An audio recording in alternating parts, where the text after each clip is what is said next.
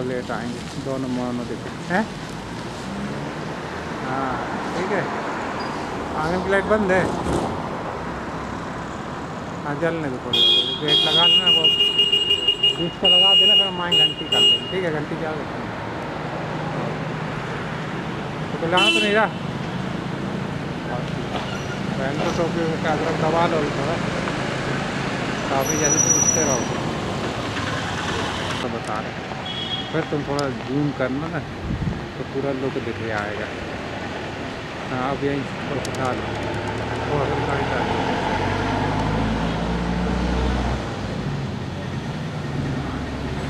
कहीं खड़े होके फिर बंद कर देना धीरे धीरे, सिरों तक पकड़ने में दिक्कत।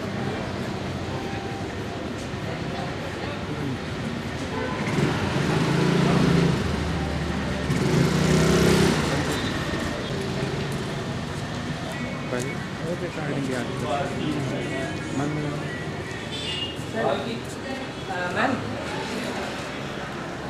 पहले ऊपर लेके फिर काट ऊपर दिखा नीचे लगा के थोड़ा सा पूरा ये दिखा दो।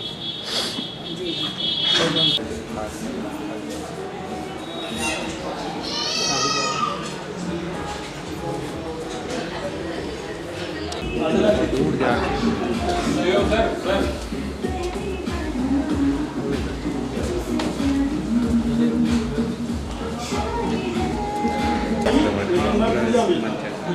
आप पहली बात तो मैंने आपको कॉल किया, बीच में उसके बता के आपकी बात हो गई।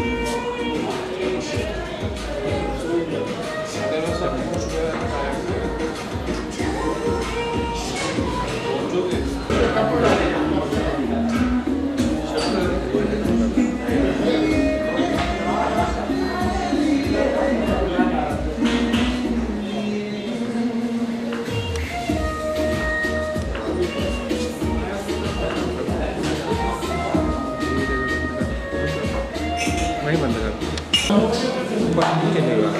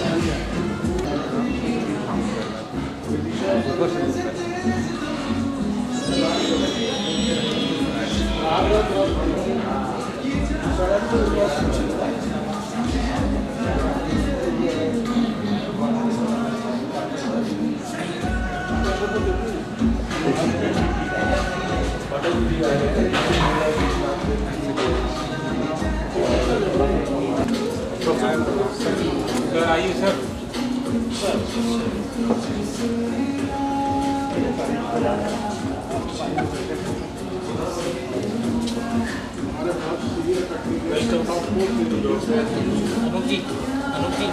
आइए सर।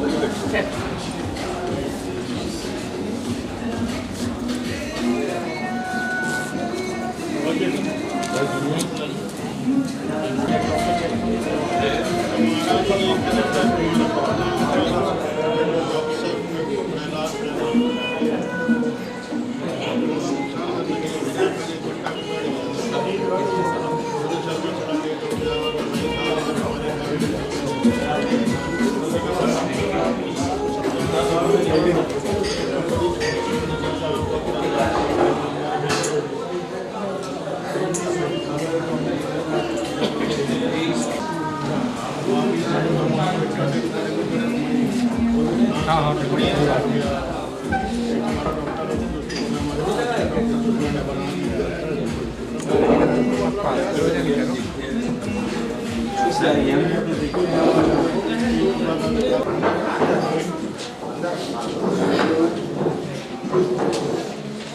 समय नष्ट न करते हुए मैं आज सबसे पहले हमारे प्रेसिडेंट सर को इनवाइट करता हूं, doctor Harish Bajaj sir, please आप आएं।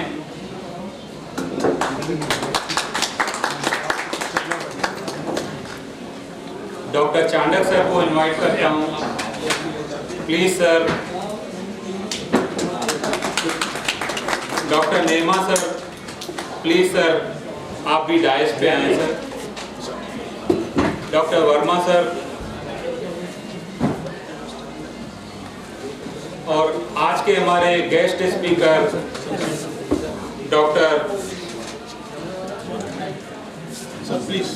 Yadav sir, Mukesh Yadav sir,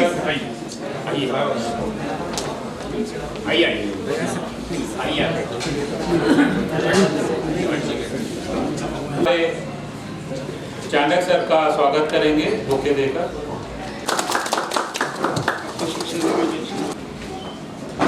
doctor विनय जैन सर को इनवाइट करूंगा। आप नेमा सर को बुके भेंट करें। गुप्ता सर को इनवाइट करूंगा। आप वर्मा सर को बुके भेंट करें।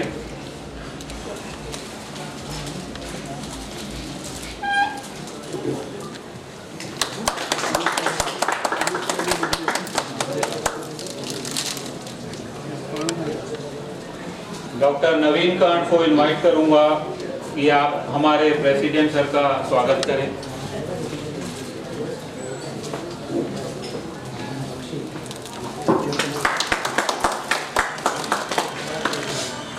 आज की सीएम उनको आगे बढ़ाएं sir.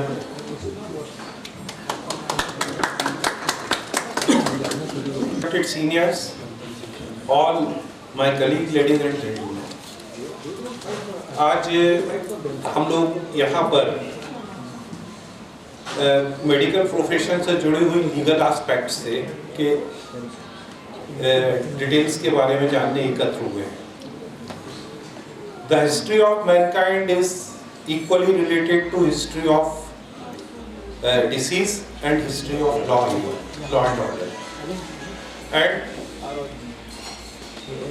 during development of the mankind, the obligation fell over the physicians to provide care, safety, and service delivery in a dignified way. These three obligations were put on the medical profession, and gradually over the period, various regulations in form of laws, protocols were introduced. Like we have a law for establishment of clinical establishments. Like we have laws for even buildings, how the buildings will be made, what will be the measures of fire and electric safety, radiation safety, even how the organizations who are running the hospital will be formed. There are also laws relating to it. Then in relation to our supporting services like pharmacy and blood bank and even ambulances, we have regulations governing them also. Then our conduct, that's a different. Then our conduct, like this is regulated by Indian Medical Council Act, presently NMC. Then there are acts for degrees, registration of our qualification, and registration of qualification for all the allied branches also. PCP and DT Act. Then there are many acts which regulate the community health, like Public Health Act, and more importantly, Environmental Protection Act, which brought in the picture like Biomedical Waste Control Act and rules, Water, Noise and Air Pollution Control Acts. This was not enough. There were acts controlling our service delivery modes also, like People with Disability Act, revised People with Disability Act, MTP Act, which has now been revised again, Transplantation of Organ Act, Birth Registration Act, UNESC, Epidemic, Leper, Mental Health Act, these all were there. And then looking to the deviations in conduct of medical profession, CPA Act, and there are many other acts like acts regulating salaries, acts regulating wages, equality of wages, Workmen Compensation Act, Income Tax Act, and the Caste Protection Acts. These are also governing us. So it is very important for us to know about the law, and especially the laws which are applicable to us. And because we have forgotten the one basic, doctor-patient relationship is deteriorating. Not only we are we are failing to exhibit a good conduct, we are also getting poorer in record keeping. These two things, they serve to prove us wrong many a times when the Bolam test and other tests are applied upon our cases. So this is the evening where we are with an expert who has studied very broadly, and we must be enlightened by his knowledge. With these words, I have the privilege of introducing Dr. Mukesh Yadav, Professor Dr. Mukesh Yadav. I welcome him.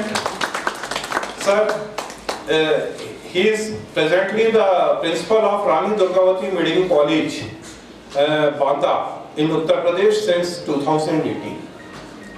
And if I enumerate his academic achievements, he is BSc from Lucknow University, MBBS and MD in Forensic Medicine from GSVM Medical College, Kanpur. And since he was inclined towards these other branches like management and law, so he did his LLB from Jammu University and postgraduate diploma in US. Secured first division in that from Faculty of Management Sciences, Delhi University. And he also holds the diploma of postgraduate diploma in healthcare operation and quality management from Academy of Hospital Administration, Noida. So he is really a gem, and we are privileged to hear from a laureate. Over to him, sir. Dr. Mukesh Yadav, please.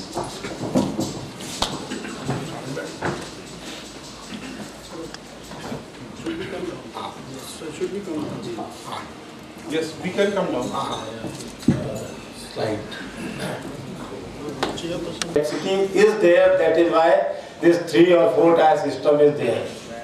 And ours is the only profession where we, maybe due to that nobility or the risk to the life of the patient, are sued by so many agencies.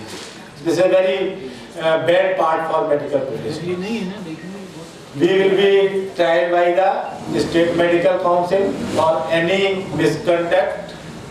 We will be tried by the Medical Council, now National Medical Commission. We can be tried by the State Human Rights Commission. Many cases are pending. We can be tried by the National Human Rights Commission. And obviously Civil Court and Criminal Court, and now Consumer Court. And in 2019, a very big change has been done, amendment has been done in the Consumer Protection Act 2019, which was previously 1986 Act. What has been done and how that affect you or impact your profession or your practice? Pecuniary jurisdiction, every court has certain jurisdiction, और जिसको आप ऐसे समझ सकते हैं कि district का head हमारे सिविल सर्जन या सीएमओ होते हैं, ऐसे ही कोर्ट की भी कुछ पावर्स होती हैं कि किस कोर्ट में कौन सा केस फाइल किया जा सकता है। तो उसको in terms of money, technically legally we are calling it pecuniary jurisdiction. That means कि कितना क्लेम या कॉस्ट पेशेंट ने एक्सपेंडिचर किए हैं और वो डॉक्टर से या हॉस्पिटल से क्लेम कर सकता है। तो जो चेंज हुआ पहले था, जब स्टार्ट हुआ था तो 5 लाख डिस्ट्रिक्ट 3 क्लास सिस्टम है, district consumer court, state consumer court and then the national consumer court. जो स्टार्ट हुआ था 5 लाख तक आपका डिस्ट्रिक्ट कंज्यूमर कोर्ट पे केस किया जा सकता था, स्टेट पे 5 से 20 और 20 से ऊपर नेशनल कंज्यूमर कोर्ट में। उसके बाद 93 में फिर अमेंडमेंट हुआ और इसको इंक्रीज करके 1 करोड़ से ऊपर का केस नेशनल कंज्यूमर कोर्ट में होता था, 1 करोड़ से 20 लाख का स्टेट कंज्यूमर कोर्ट में और 20 लाख तक district consumer court. How it is affecting? Because whenever you are deciding to take the indemnity insurance, it is always in your mind कितना प्रीमियम का हमें कवर लेना चाहिए। तो उस सब के आंसर ये अगर आप समझ लेंगे तो शायद आएगा। अगर आप किसी स्टेट में प्रैक्टिस कर रहे हैं, दैट मीन्स कि वहाँ पे हाई कोर्ट भी है, पेशेंट को जाने में देर नहीं लगेगी, स्टेट कंज्यूमर कोर्ट है वहाँ पे भी चला जाएगा, और अगर दिल्ली में है तो तीनों चीज़ें आसानी से, सुप्रीम कोर्ट भी है, नेशनल कंज्यूमर कोर्ट भी है। तो जो जहाँ पे लोकेशन है और ऑब्वियसली जो अच्छा शहर होगा, अच्छी सिटी होगा, तो जो पेशेंट का क्लाइंट होगा, आपका पेशेंट, उनकी फाइनेंशियल पावर ज़्यादा होती है, फाइनेंशियल स्टेटस ज़्यादा होता है। तो अभी से पहले वो था कि पेशेंट कुछ भी क्लेम कर सकता था। हम लोगों का हमेशा ये क्वेरी रहती है, भाई फीस तो हम 100 रुपये लेते हैं या 200 रुपये लेते हैं, या हॉस्पिटलाइजेशन हुआ 20,000 1 लाख व्हाटएवर, बट क्लेम हमें करोड़ों में देना पड़ता है। तो ये भी एक बहुत बड़ी लैक्यूना कह सकते हैं सिस्टम में। या हमारे पहले जब ये चीज़ें आई थी तो इंडियन मेडिकल एसोसिएशन, जो कि हमारी नेशनल बॉडी है, यूजुअली हम सभी उसके मेंबर होते हैं, बीपी सांता वाला जब केस हुआ था, शायद हम लोगों ने उस तरह से उसको फाइट नहीं किया। और यूजुअली डॉक्टर बहुत कैजुअल होते हैं लीगल उसमें, मैं बिल्कुल उसको एडमिट करने में मुझे कोई भी हेजिटेशन नहीं है कि अभी भी आप सोचिए तो आपको बहुत सी चीज़ें आपको नहीं पता है, आप बहुत कैजुअली लेते हैं। 2019 वाला एक्ट बहुत र्यूमर उड़ाया गया और बहुत स्ट्रेटेजिकली उड़ाया गया कि हम लोग उसमें कवर्ड नहीं है, कि हेल्थ सर्विसेज बाहर कर दी गई। अभी रिसेंटली बॉम्बे हाई कोर्ट ने इसको जजमेंट दिया है, और मेडिको लीगल एक्शन ग्रुप एक एसोसिएशन है, जैसे आप लोगों की एसोसिएशन है यहाँ पे चंडीगढ़ बेस्ड, डॉक्टर नागपाल उसको कन्वीनर है, उन्होंने केस किया था बॉम्बे हाई कोर्ट में कि जब भी डिबेट हुई थी पार्लियामेंट की, और जब आया था ये एक्ट, बहुत परसू किया गया था नेशनल लेवल पे कि हेल्थ सर्विसेज को वहां से हटा दिया जाए from the definition of service.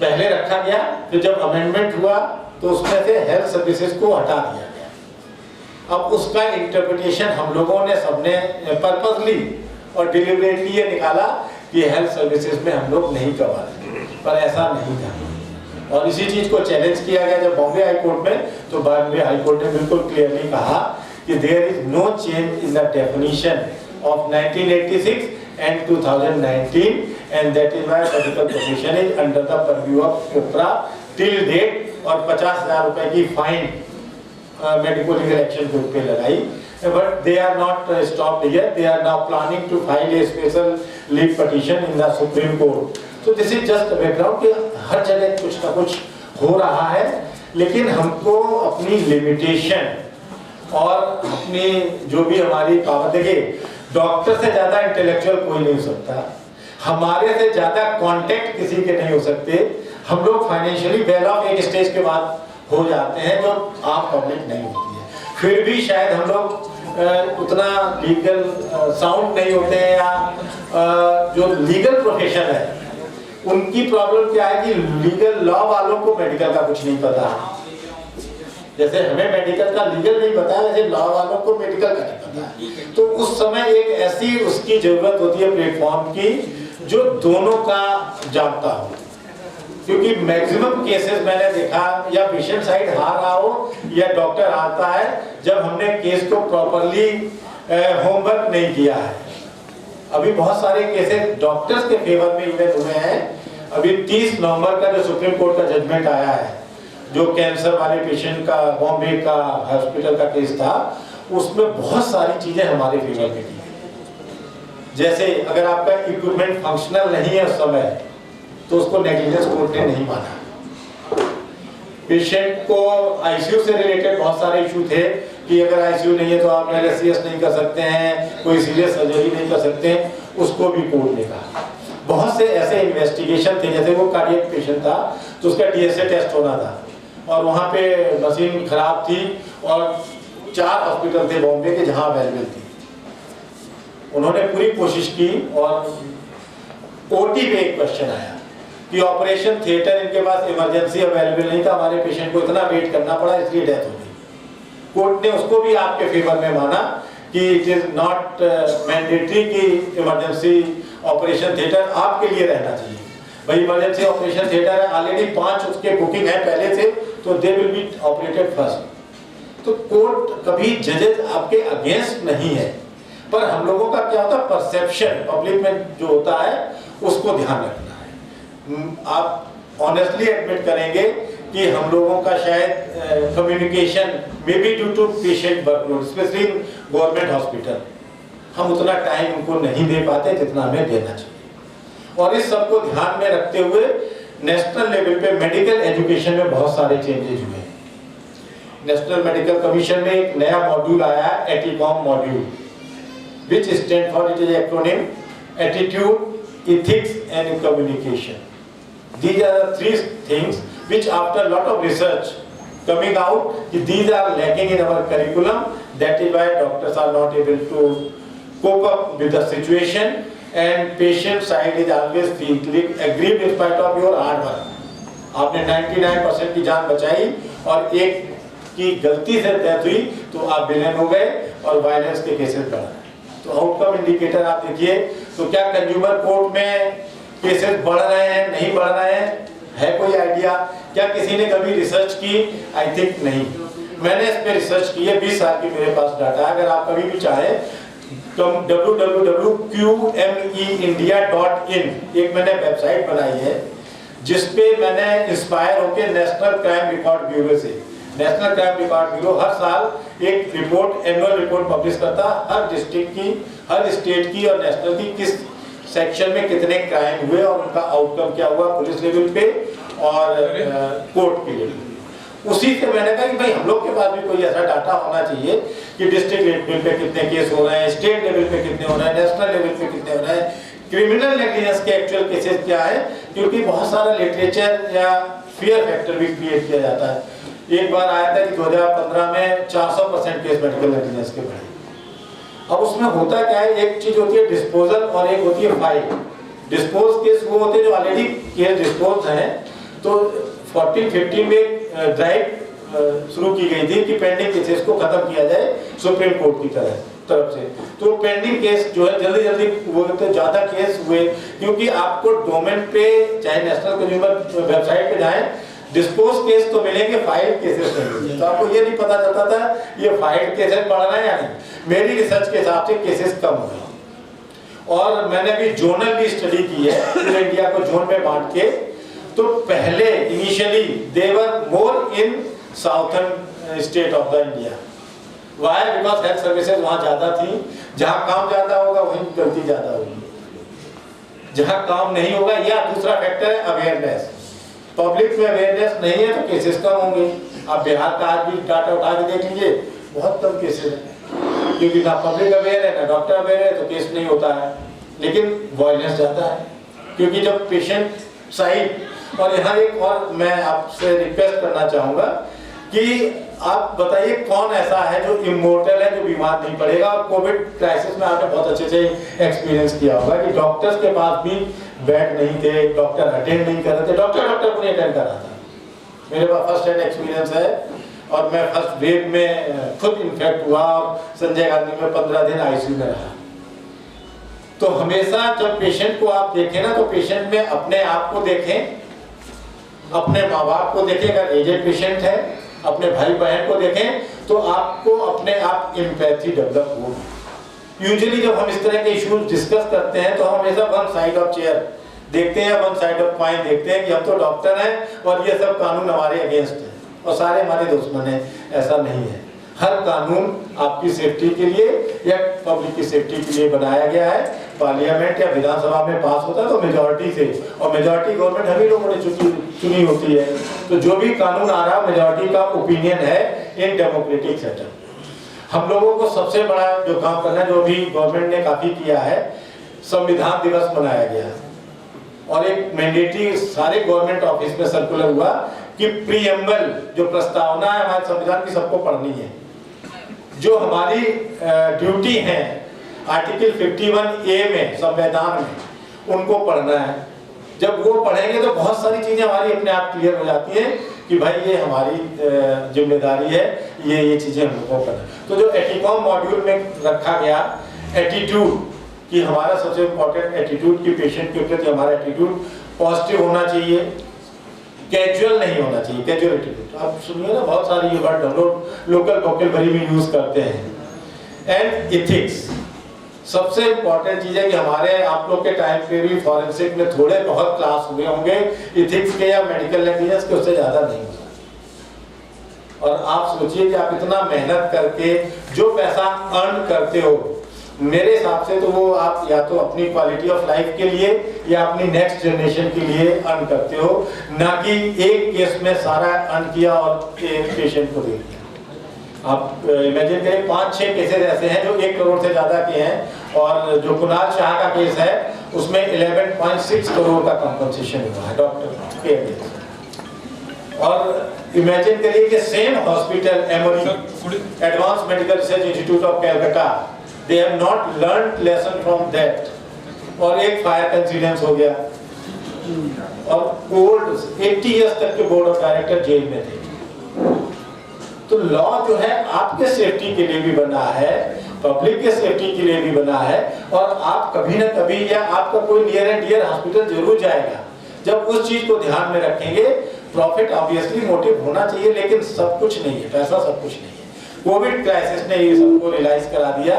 Government hospital जिनको कोई पूछता नहीं था, और कोविड की स्पेशली सेकेंड वेव में सारे प्राइवेट हॉस्पिटल बंद थे, सारा वर्कलोड हम लोगों पे आया और हम लोगों ने कैसे उनको हैंडल किया। मुझे पता है बांदा एक ऐसा जगह है जहाँ पे कोई डॉक्टर ज्वाइन नहीं करना चाहता, जिस प्रिंसिपल को भेजते थे वही BRS ले लेता था या रिजाइन करके बैठ जाता था। और उस जगह हमने एक दिन में 30-30, 35-35 डेथ हुई हैं और बहुत टेक्टफुली हैंडल किया, कोई वायलेंस नहीं होने दी और सेटिस्फैक्शन रेट 100% था। पेशेंट हमारे पास लखनऊ, इलाहाबाद, झांसी से आते थे। क्या था? Personal touch. 24 घंटे मेरा फोन ऑन रहता था। आप पेशेंट की सुन लेना, आप गुड लिसनर बन जाए, आपको 99% कभी लिटिगेशन का प्रॉब्लम नहीं, जो कहते हैं ना गुड रैपर।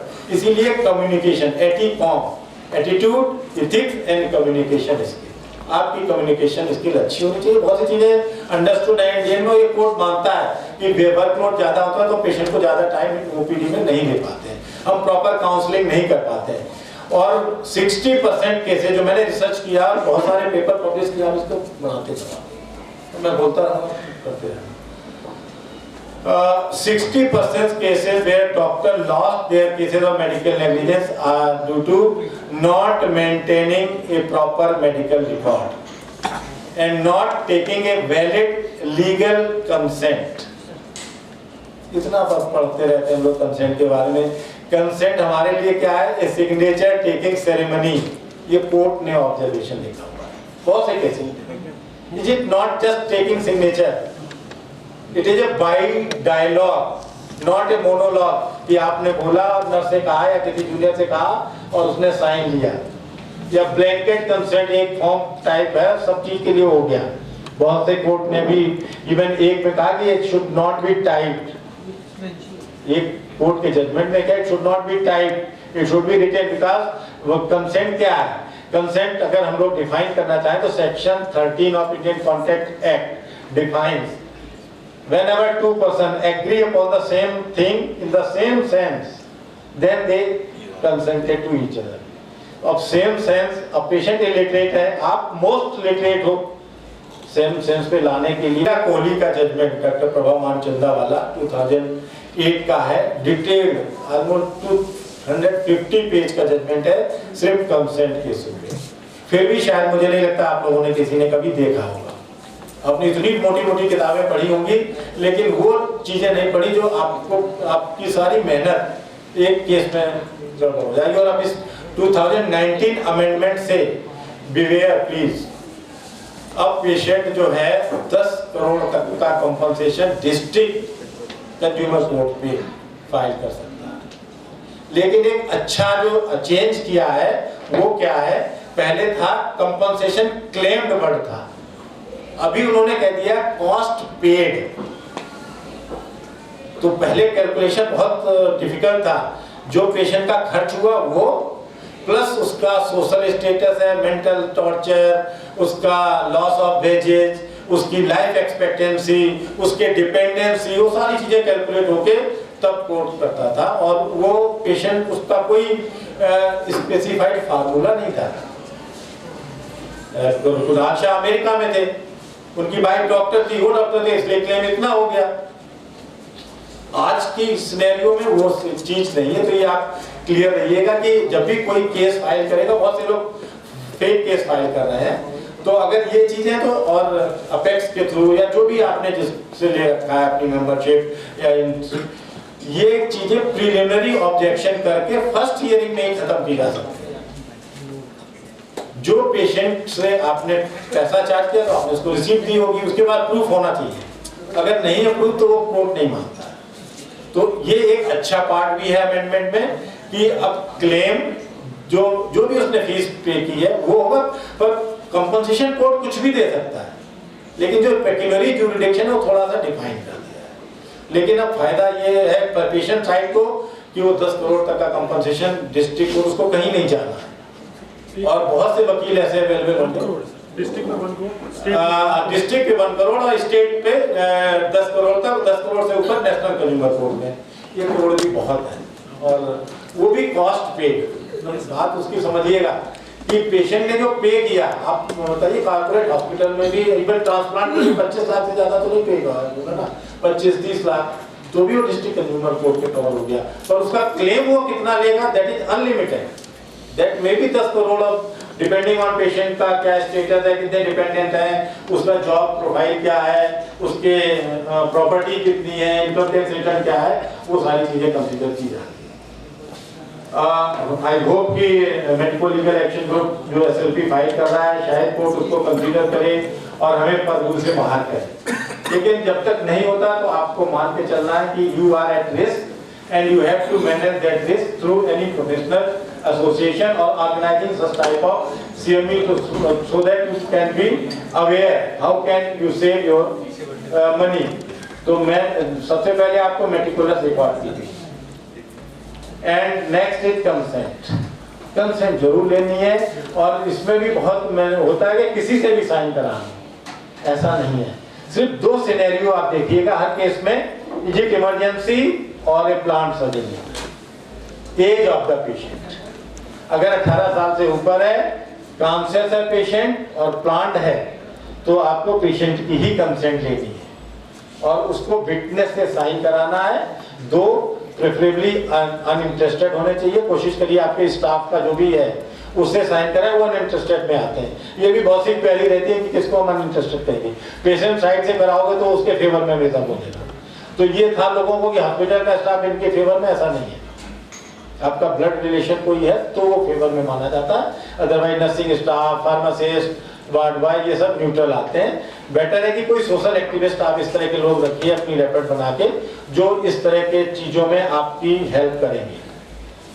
और वहां पे प्रोफेशनल एसोसिएशन लाइक IM ने बात की थी अभी वर्मा जी ने, कंडक्ट वाली। Can anybody tell me the title which govern your day to day conduct? कोई एक बता सकता है उस टाइटल का नाम जो आपके डे टू डे कंडक्ट को कवर करता है?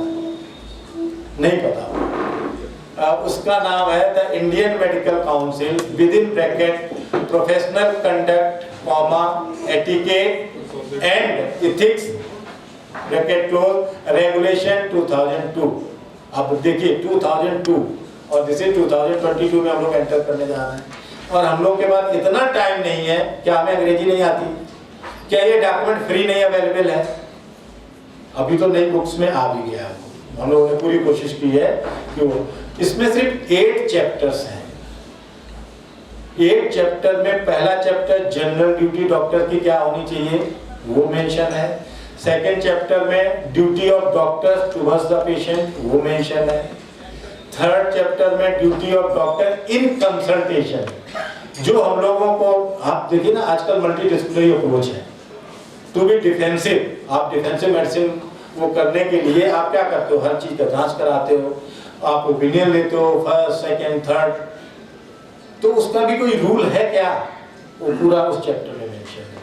फिर आपका बिहेवियर आपके कलीग की तरफ कैसा होना चाहिए, एटिकेट, वो हमें अपना याद है जब हम स्टूडेंट थे कि किसी भी डॉक्टर को दिखाओ ना तो वो पैसा लेता था, ना हमसे लेता था, ना हमारे माँ बाप और रिश्तेदार, और साथ में दवाइयाँ भी देते थे। क्या आज ऐसा है? और वो आपकी इथिकल मैंडेटरी रेगुलेशन में लिखा हुआ है कि you should treat your colleague as your brother and sister, your own relative as you want to behave themselves with you. जैसा आप अपना बिहेवियर चाहते हो उनसे, वैसा ही आपको उनके साथ बिहेवियर करना है। कुछ नहीं कर सकते, अपना कंसल्टेशन फीस छोड़ सकते हो, आप वो दवाइयाँ जो आपको मेडिकल बिल दे जाता है वो तो दे सकते हो, क्योंकि कल को आप भी वही करोगे। और इस वजह से डिस्ट्रस्ट डॉक्टर्स में बहुत बढ़ा। आपके अगेंस्ट डॉक्टर गवाही देने को क्यों तैयार है? ये जितने केस जीते गए हैं मेडिकल नेग्लिजेंस के, जो मेरी स्टडी है, वो ज्यादातर पेशेंट साइड में या तो डॉक्टर खुद था पेशेंट या उसका रिलेटिव डॉक्टर, तो वो तो आपकी सारी चीज जानता है ना कि आपने क्या गलती की है, कब की है, नहीं की है। फिर चैप्टर है duty of doctor toward other professional और पैरामेडिक्स। देन 6 चैप्टर आता है unethical practices. There is a list of practices which are called unethical and first of them is regarding advertisement. और आप देखिए अखबार कोई भी उठा के देख लीजिए, मीडिया देख लीजिए, डॉक्टर का एक फुल पेज के एडवर्टाइजमेंट आ तब जब डॉक्टरों पे एक्शन हो चुके हैं। मैंने कई रिसर्च पेपर पब्लिश किए हुए, रिसर्च पेपर अवेलेबल, आप देख लीजिए। फिर भी क्योंकि हमें पता नहीं, तो we are innocent victim of law, क्योंकि हमें पता ही नहीं है कि ये गलत कर रहे हैं। तो एडवर्टाइजमेंट एक ऐसा जो एविडेंस होता है।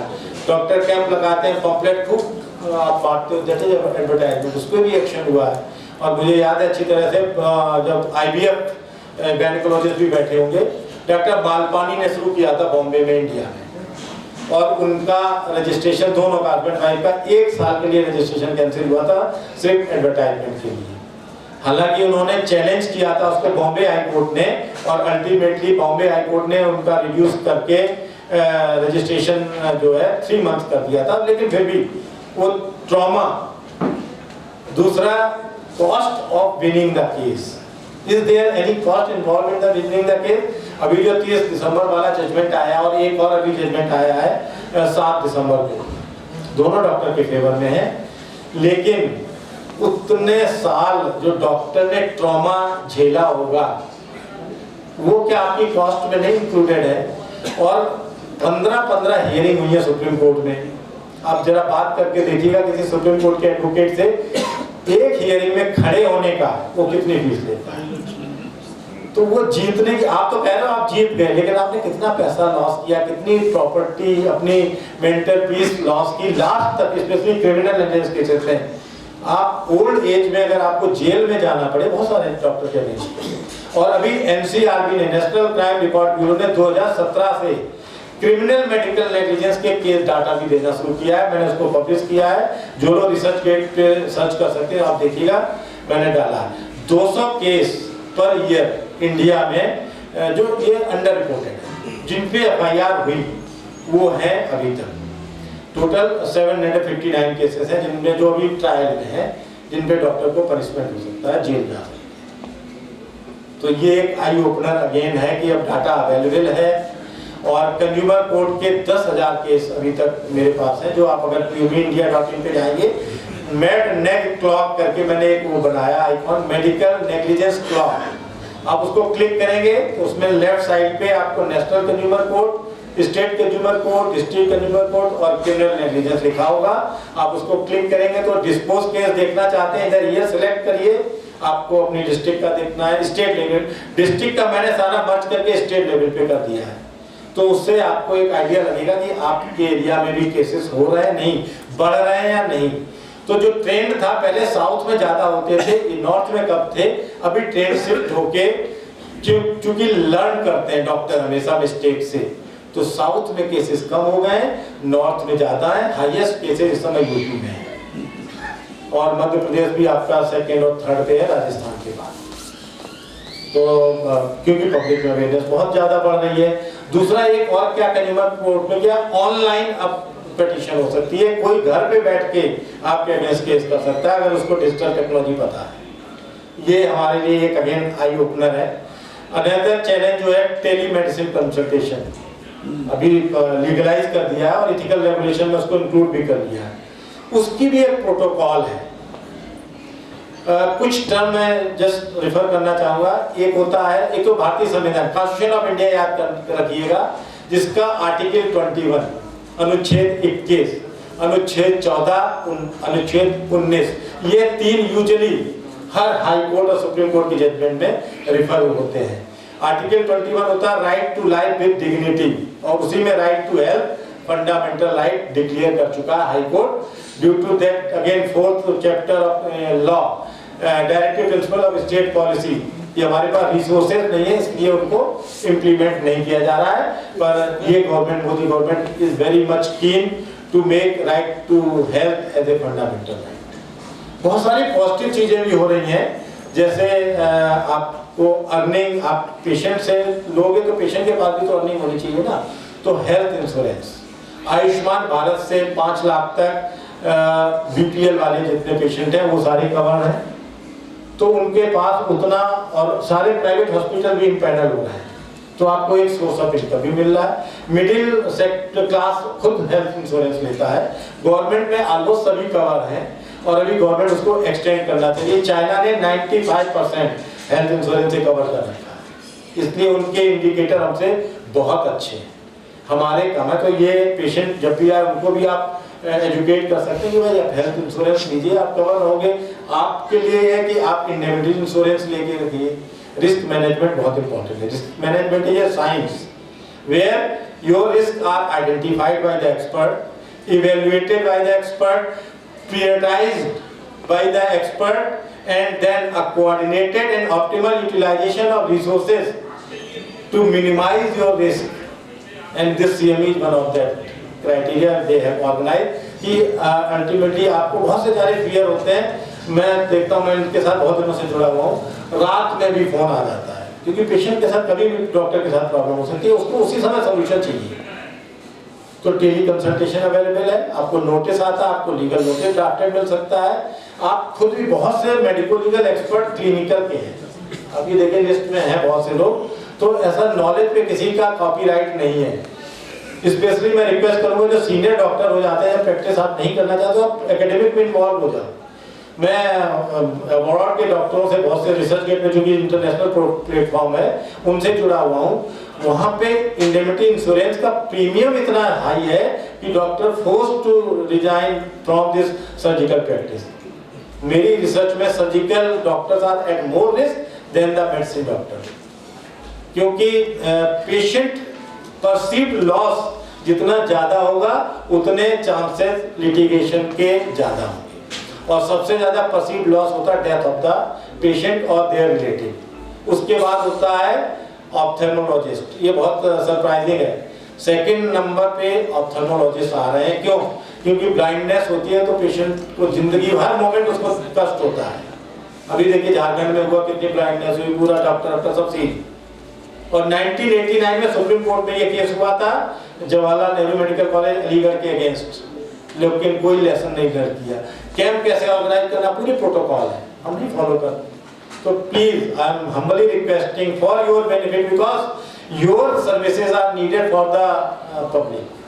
डॉक्टर वैसे ही कम है हमारे पास, इतने मेडिकल कॉलेज खोलने के बाद भी आज भी हम WHO को नाम 1000 डॉक्टर फॉर 1000 पॉपुलेशन के डॉक्टर नहीं दे पा रहे।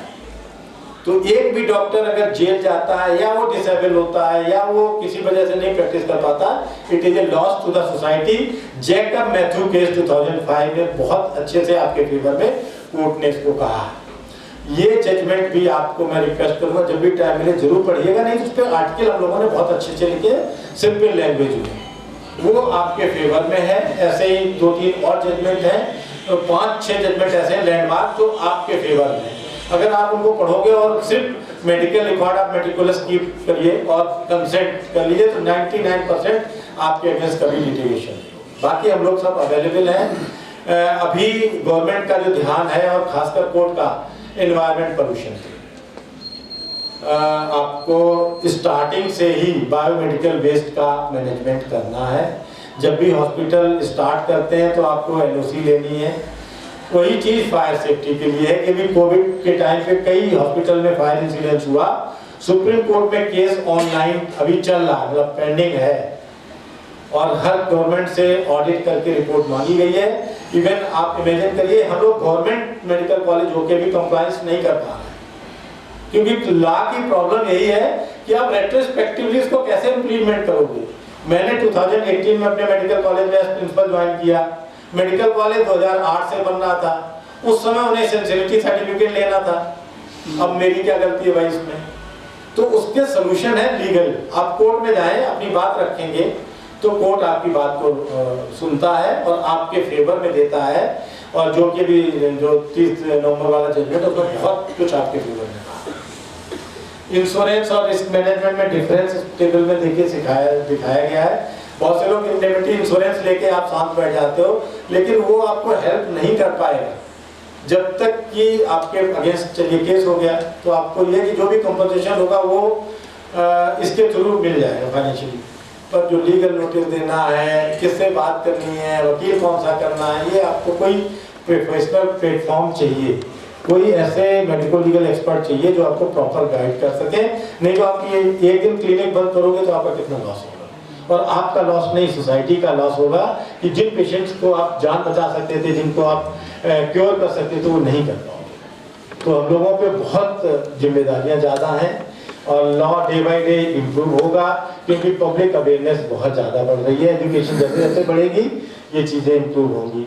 और लॉ को कभी अपना दुश्मन नहीं समझना है, कंप्लाइंस करनी है एज मच एज पॉसिबल। सारी कंप्लाइंस पॉसिबल नहीं है, पूरी स्लाइड देखेंगे तो कम से कम 100 एक्ट ऐसे हैं जो आप पे एप्लीकेबल हैं, starting from income tax act, कोई भी चीज़ है, डॉक्टर पे सब चीज़ है।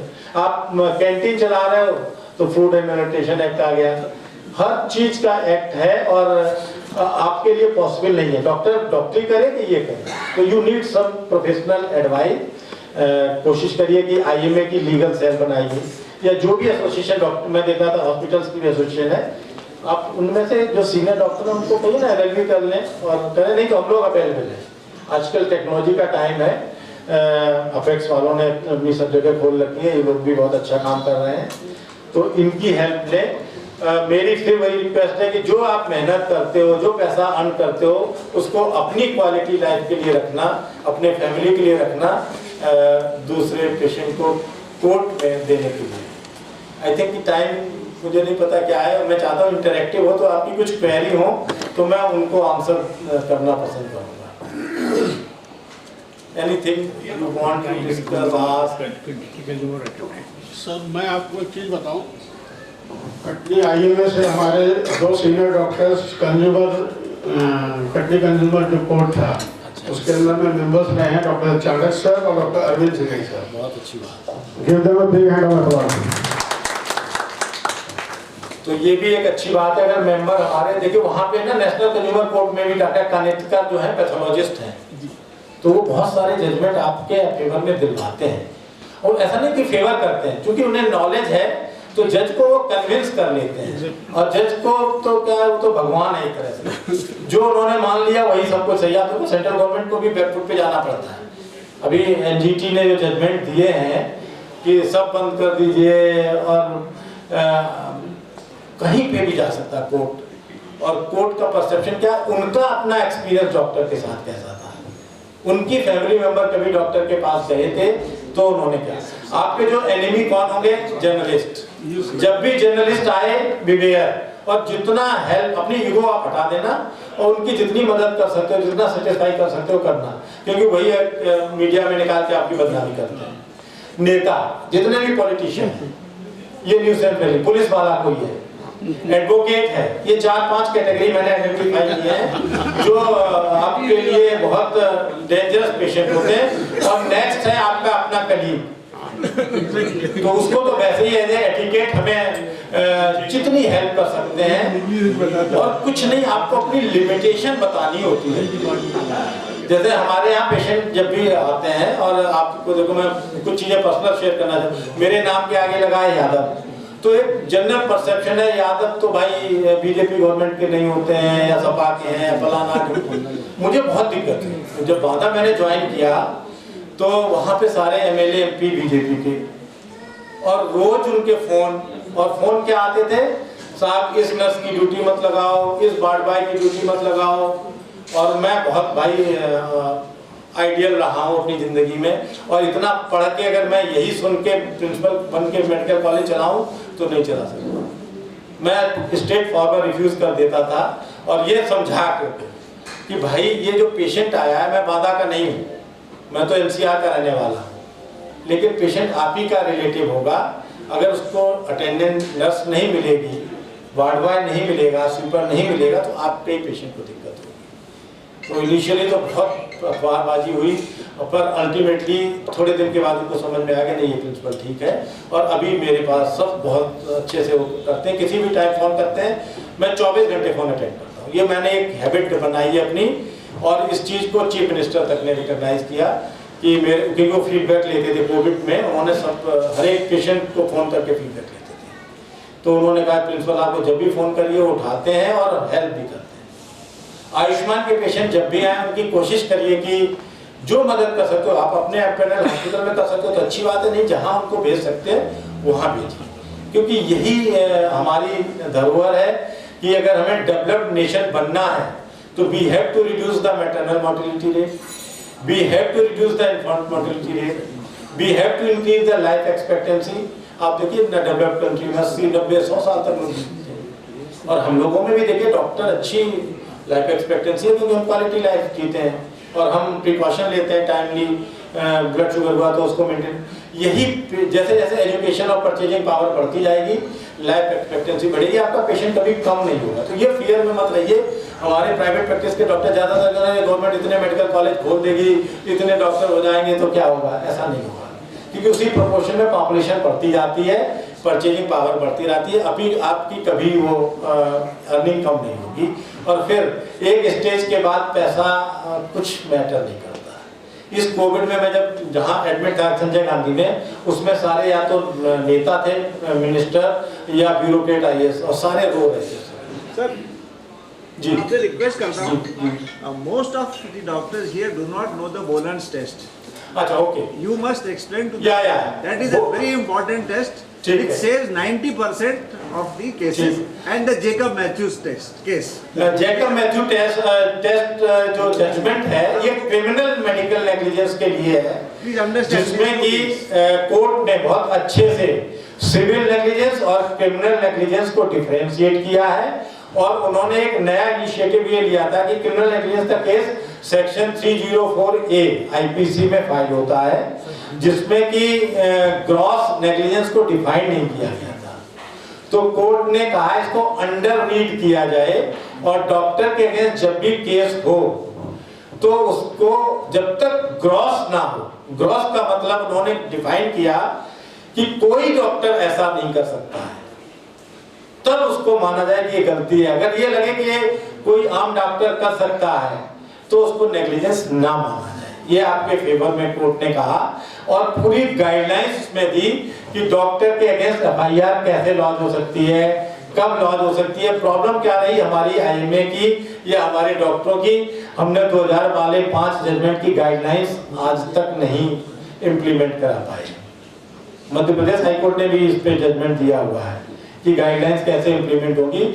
उसमें उन्होंने कहा है कि चूंकि पीयर रिव्यू एक वर्ड यूज किया जाता है, पीयर रिव्यू होता है कि आपका कलीग आपके बारे में, आपकी स्पेशलिटी के बारे में ज्यादा जानता है रादर देन अ लेमैन और जर्नलिस्ट और specialist of another subject.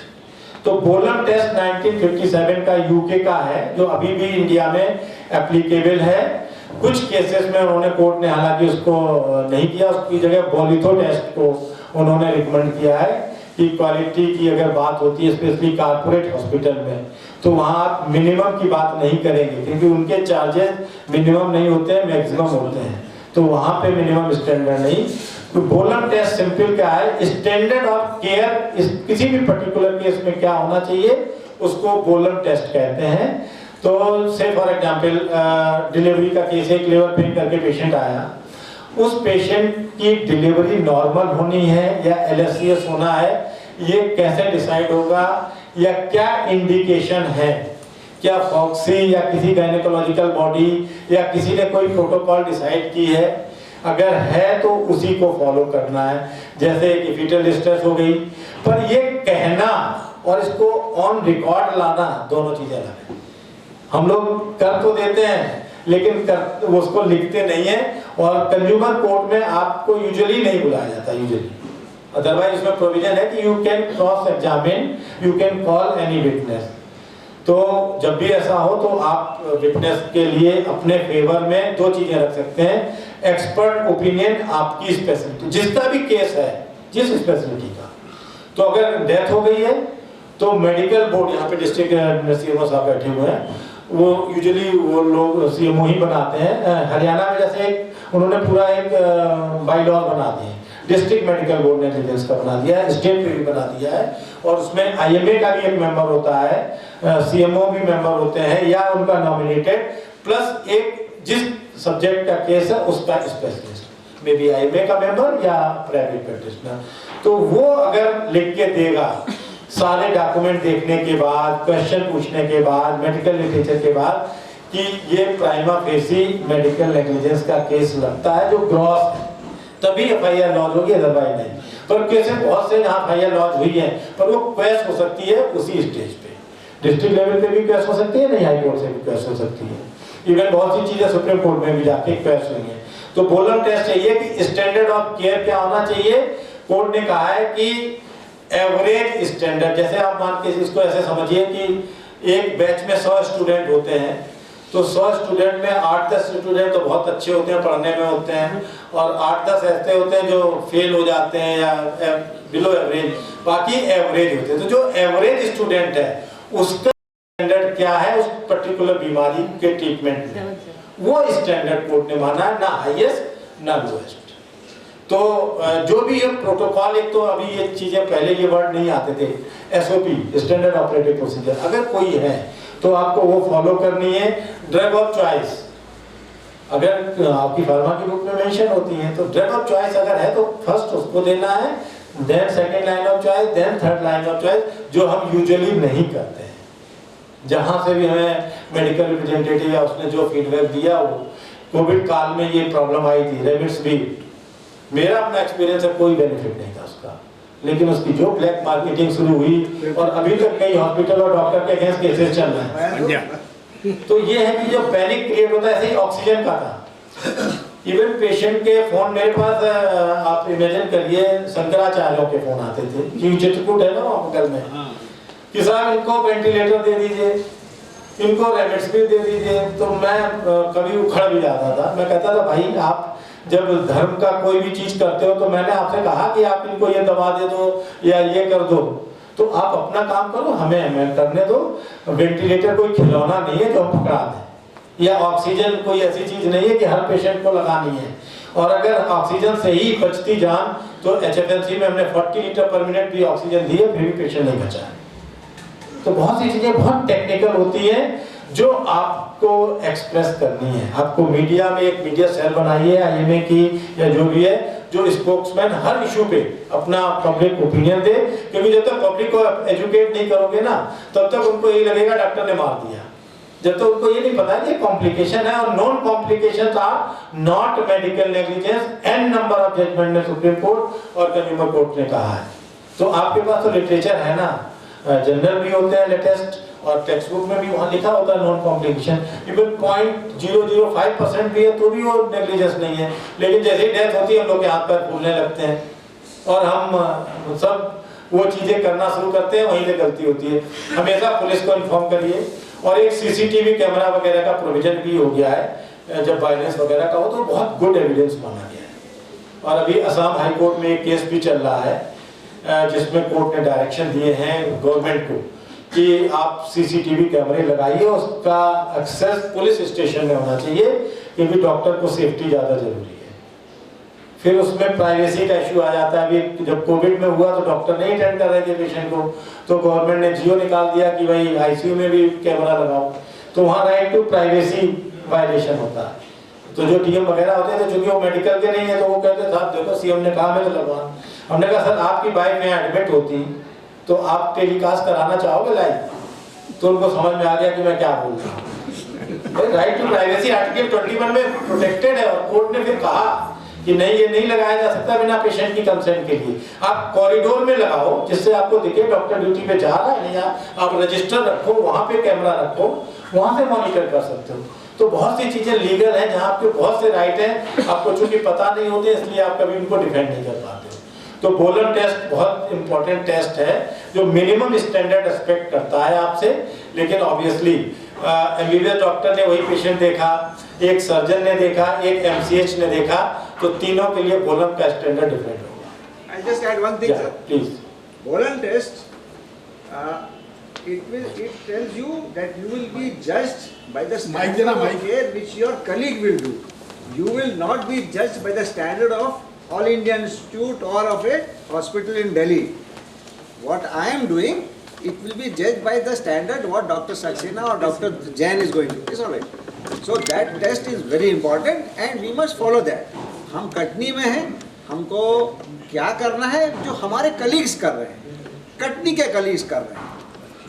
We don't have facilities of All India Institute, we don't have facilities. So that is what Bolen test is. And Jacob Matthews case was very clear, it has to be gross negligence. आपने गलत पैर ही काट दिया है, that is gross negligence.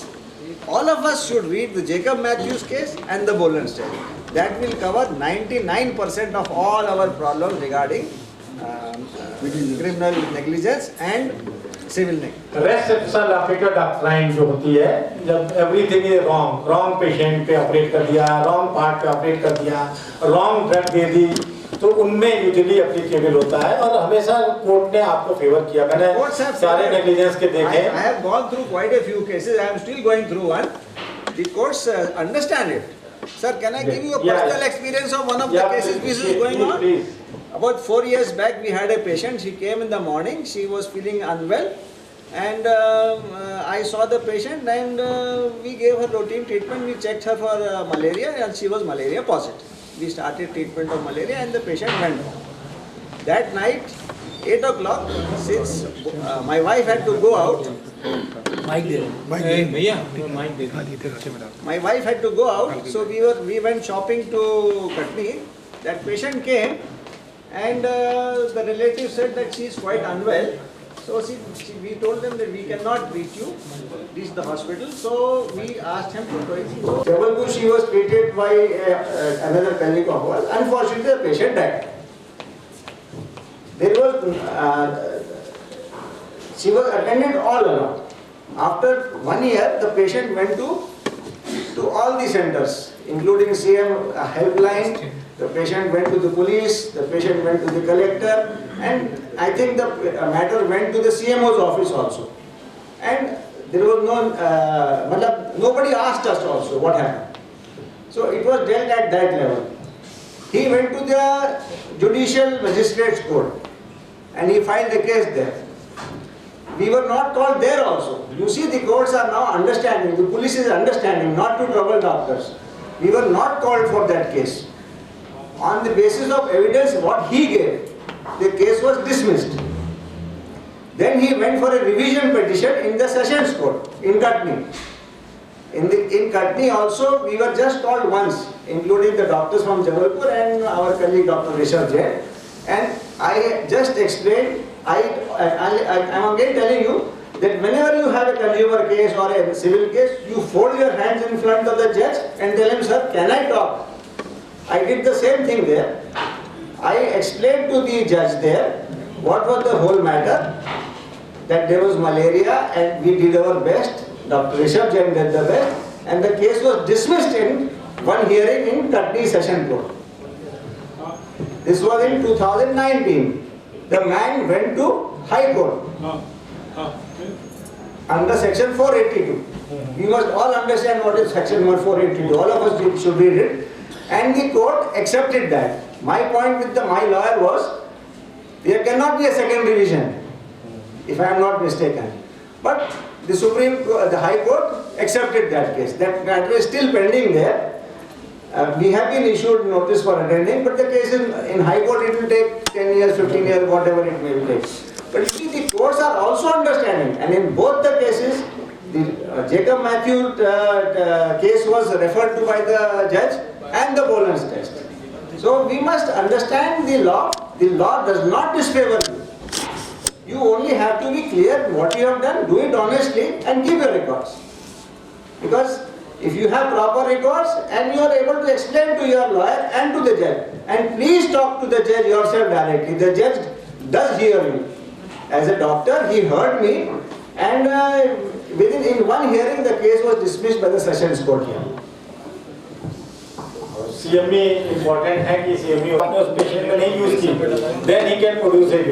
तो आप तो अपने फेवर में अपना मेडिकल ओपिनियन दे सकते हैं, अपनी स्पेशलिटी का मेडिकल लिटरेचर, टेक्स्ट बुक है, कोई जर्नल है, वो उसी टाइम का होना चाहिए, इंसिडेंस हुआ उससे पहले का, उसके बाद वाला वो नहीं माना जाएगा। रेट्रोस्पेक्टिव चीज रेट्रोस्पेक्टिव इम्प्लीमेंटेड नहीं होती है। कोई और क्वेरी हो किसी की कुछ? नहीं तो फिर ये देखिए, आप सारी चीज़ें यहाँ पे मेंशन है कि क्या ये प्रोवाइड करा रहे हैं। पेक्स 24/7 आपको हेल्पलाइन अवेलेबल है, फ्री लीगल सर्विसेज और सारी चीज़ें ये लोग कहते हैं एक फ्लोर पे सारी चीज़ें अवेलेबल है। नेक्स्ट स्लाइड देखिए। मेडिकल एनएमसी में भी बहुत कुछ चेंजेस हो गया। नेशनल मेडिकल कमीशन में बहुत चेंज हुए हैं और अभी केरला हाई कोर्ट ने जो ये 2002 का इंडियन मेडिकल काउंसिल है इसको रिवाइज करने के लिए बोल दिया है। उसमें मेडिकल रिकॉर्ड को प्रिजर्व करने का अभी तक 3 साल का प्रोविजन था। केरला हाई कोर्ट ने कहा इसको 10 साल का किया जाए और पूरा इम्प्लीमेंट करके रिवाइज एनएमसी को डायरेक्शन दिया विद इन 6 मंथ। तो NMC may come up with the new Indian Medical Council Professional Misconduct Ethics Certificate Regulation 2000। 10 साल में। अदरवाइज तो देखिए बेटर तो ये रहता है, it should B through out life से। फॉर एग्जाम्पल बच्चे के केस हैं, कैंसर के केसेस हैं, रिसर्च पर्पज से। और आजकल तो डिजिटलाइजेशन है, कंप्यूटराइजेशन है, आप कंप्यूटर में रिकॉर्ड कितना भी रख सकते हो, कोई स्पेस की प्रॉब्लम नहीं आएगी। सॉफ्टवेयर अवेलेबल है, चाहिए सिस्टम पूरा है, तो टेक्नोलॉजी का यूज करेंगे तो बहुत सी प्रॉब्लम सॉल्व हो जाएंगी। एक और जो कॉमन है, क्लेम एज ए स्पेशलिस्ट। बहुत सारे इस तरह के केस हैं कि आपने मान लीजिए सीनियर रेजिडेंसी करी यूरोलॉजी में और आपने लिखना शुरू कर दिया कि यार यूरोलॉजिस्ट, डायबिटोलॉजिस्ट। ये गलत है, इस पे सुप्रीम कोर्ट भी कह चुका है और इथिकल रेगुलेशंस में भी क्लियरली मेंशन है ये कि claiming falsely it amounts to advertisement and putting a suffix or prefix with your name without that recognized and registered degree. It should be recognized और recognized है तभी उसका registration होगा। तो additional qualification का भी registration कराना है। प्रोविजन तो ये है कि 5 साल में रिन्यूअल होना चाहिए। नए लोगों का हो रहा है, पुरानों पे फोर्स नहीं कर सकते हैं वो, पर नई जनरेशन जो भी आ रही है उनको हर 5 साल में अपना रजिस्ट्रेशन रिन्यूअल कराना है। और उसका क्राइटेरिया जो रखा है उन्होंने, CME एक्रेडिटेशन 30 आवर्स अभी तक है मिनिमम, कि आपने क्रेडिट आवर्स की टीचिंग की हो किसी प्रोफेशनल फोरम से जो अप्रूव्ड हो, और यूजुअली स्टेट मेडिकल काउंसिल वो एक्रेडिटेशन आवर्स देते हैं। जैसे इस प्रोग्राम का वो 1 घंटा दे सकते हैं, आधा घंटा दे सकते हैं, और वो जो सर्टिफिकेट मिलेगा उस पर लिखा होता है, और वो इंफॉर्मेशन स्टेट मेडिकल काउंसिल के पास जाती है, उनके रिकॉर्ड में रहेगा। तो जब आपका रिन्यूअल होगा रजिस्ट्रेशन का, तो वो चेक करेंगे इन्होंने इतने आवर्स की टीचिंग की है कि नहीं।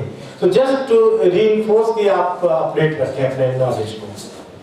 ये बहुत सारी कौन सी रिपोर्ट आपको फाइल करनी होती है, पर डॉक्टर के लिए पॉसिबल नहीं होता है, क्योंकि आपकी इफिशिएंसी पेशेंट केयर में लगनी चाहिए, ना कि ये एडमिनिस्ट्रेटिव वर्क में, और उसके लिए बहुत सारे MBA और लीगल ग्रेजुएट अवेलेबल है। Thank you.